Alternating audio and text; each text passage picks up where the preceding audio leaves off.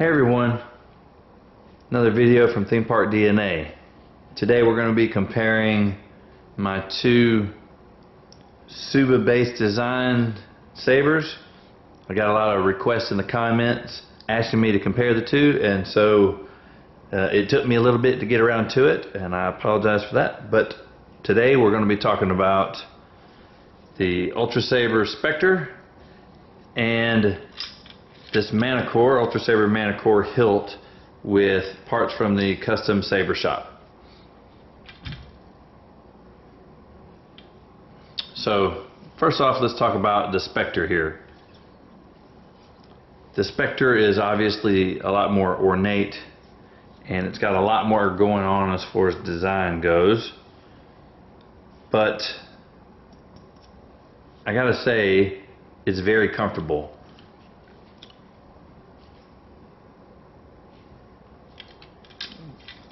This particular saber has a Manicore base, so the hilt is from the Ultrasabers Manicore, which, if you watch my channel, you know it's one of my favorite sabers by them. It's comfortable, it's simple, it has an elegant design to it, and I have three of them. Two of them with matching colors for a staff, and this one is in 80 silver with a photon green day blade from the Custom Saber Shop. So this particular one, I've got a pommel, a D-ring pommel from the Custom Saber Shop, and this emitter piece is actually three separate pieces. We have the 3-inch Tsuba from the Custom Saber Shop. Here is a male to female extension piece. It has this gear very similar to Obi-Wan's lightsaber in episode 3, Luke Skywalker, and episode 4. Luke Skywalker's, if you look at the pommel, near the pommel in his lightsaber in episode 6, it has a very similar design. And then this top portion right here is just an S-curve design emitter that's very similar to the Graflex. And so I put all three pieces together, and the main reason I did it was out of necessity. So I originally had this without this extension on it. It was just this blade holder piece directly onto the Tsuba, and the thread didn't match up with the switch very well, and it was just annoying. I bought a set of clocking washers in order to try to adjust that, and they did not work out for me well. So I decided to throw this on there and see if it changed, and it did. If you looked at it very carefully, then the emitter does not 100% match up with the switch, but it does so much so that it's barely perceivable. So I pretty much have left it on there for that, and I really like it. Gives a little bit extra length, but more importantly, it just gives it a lot of kind of added flair. Without that, it would be pretty plain, and I really am a big fan of it. I mean, it's one of my favorite stunts, and when I'm just goofing around and spinning and practicing, I will often use this saber as a stunt so that I'm not wasting a whole lot of batteries with sound. And it's really comfortable to hold, but I'll get into spinning with it in just a minute. So just to compare these Tsubas, we can see that there is a slight size difference, about a ½ inch. This is 3-inch Tsuba, and this is approximately 3.5 inches. You know what? Instead of guessing, let's find out.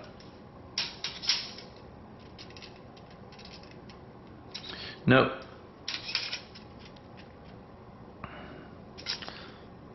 Alright. This is a 3-inch Tsuba. This one is just slightly bigger at about 3¼ inches. So not really that big of a difference in size, just a hair. The Custom Saber Shop makes a 3.5-inch Tsuba, which I think is where I got that number from, and a 3-inch. So I went with a 3-inch because A, it was in stock, and B, it was $15 cheaper than the 3.5-inch model. This was $35, and the 3.5-inch model was $50. And I didn't really see the need in spending an extra $15 for a 1/4 inch on either side. So I went with this one. I'm glad I did, actually. So originally, another reason to choose a 3-inch over the 3.5-inch is I thought that with your hand right underneath here, that more length on the Tsuba would kind of cut into your hand more, not for a comfort purpose, but just to hinder rotation. And I was right, because you do kind of have to adjust a little bit before this particular Tsuba. So here is the biggest difference between the two, in my opinion, cost aside, because this saber is more expensive, but this is a diamond saber. But I believe you can order it a stunt for $154, and so the Manticore stunt is if not a similar price, it's the same price. Plus, you know, we've added, I don't know, that's about $20 with the pommel and the insert and the D-ring all together. Then we have another $50, probably $65 in this emitter. So I'm not going to say that this is actually less expensive, except for I got this as a stunt saber, which is why it's one in the ones in 8 against silver. I got this as a mystery box, and I needed the emitter for another project, and so I decided to just use it for just an Mhs Base Hilt, so that I can, if you watch the channel, you know I like to mix and match Mhs parts, and I'm going to be getting back to that very soon, but I've kind of gotten a lot of the parts that I wanted, and I'm really just waiting on more parts that I really want to be in stock. But that being said, I had another, what I call Mhs Base Hilt, right? That a kind of a nice average hilt. This Manticore is perfect as an Mhs Base Hilt because you have the black and the silver. The most popular colors in lightsaber parts are silver and black. So if you had a black emitter and a black pommel, it works with this saber. But most of the parts from the Custom Saber Shop are silver already, unless you want to pay for powder coating. And this saber is perfect for silver parts because you can, it already has silver on the ends, it's got black in the middle. It's just interesting enough to give you a good looking hilt, but it's not over the top with design. It's simple, and that's one of the things I like about it. I love this saber. If I had to choose between the two, you just absolutely make me choose, I would probably choose this one. That being said, I don't want to mix and match this one. I kind of want to just leave it like it is. So I love this hilt for its simplicity and really for its comfort. This saber is much more comfortable than this one, mainly because of the shroud and this retention screw. It does have some sharp edges, but let's get into rotations. So I apologize for jumping around. The ADD is in high gear today, so strap in and try to keep up. I apologize. So this saber is more comfortable for rotations because of the upswept angle. The upswept angle gets it away from your hand just enough so that when you're rotating it, it doesn't really hinder. You just have to go a little wider than you would without a Tsuba design, but you get the extra added hand protection of the Tsuba, and it does give you a bit more leverage because you've got your hand wedged all the way up against it, and because you have a place to kind of lock your thumb in place. I underestimated the amount of leverage that you get out of that, both in rotations and just quickness that you can rotate. Alright, let me amend that. So when I say quickness of rotation, I don't necessarily mean spinning. I mean a single rotation or half rotation to get from point A to point B. Especially like in dueling, you get a tremendous amount of leverage in being able to push the blade in the direction you want it to go. But just from a straight spinning standpoint, no, I wouldn't recommend that. Tsuba is not ideal for spinning anyway. If I am going to spin a lot, I will change out emitters on this. So now let's get to the Tsuba, this straight Tsuba design. It has like a 0 degree, well, 90 degree from here, right? 90 degree angle where it comes straight out.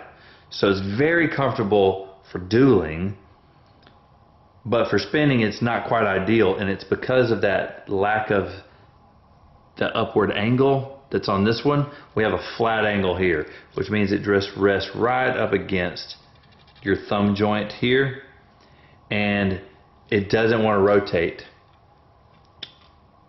because it's so close to your hand. So what I found out I'm doing, I often use a rotational transition to where I'll do a half a rotation, and at the bottom of it I'll swap my grip to reverse as I'm coming back around. And I found that it's much more difficult to do that because my thumb is kind of jammed up right up against here. So I found what I have to do is I either have to drop my grip if I'm going to transition from forward grip to reverse grip during a rotation. I have to either lower my grip, and I just use a thumb width right here so that when I spin it, the Tsuba is not in the way. Or otherwise, if you don't drop your hand down, you basically have to try to pull your thumb out of the way during the rotation, because I'm moving it from one side to another. So that is slightly more annoying. I don't really have to do that with this hilt. That being said, that's the only thing. I love both of these, but it's not ideal for spinning. Y'all have seen this Custom Saber Shop design before. I have another day blade in it, and I'll just swap emitters. So if I had to choose, right, I like this much better for spinning, but I like this more for dueling. Right, you get more control. So as you're holding it, you can actually take your offhand and pull downward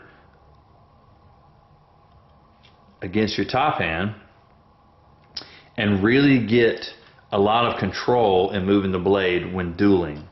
Now, we talked about rotations and spinning, but this is almost perfect for dueling. We've got plenty of room for our hand to increase leverage with.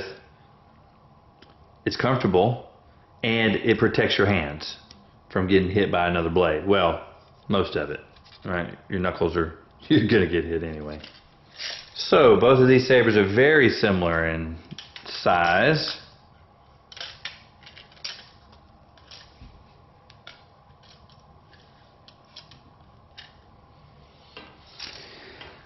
Alright, this saber's right at 14 inches. It's about an inch and 3/4 in width because of the shroud. And we talked about the width of the Tsuba. It's about 3 1/4 inches. This one is a little more compact.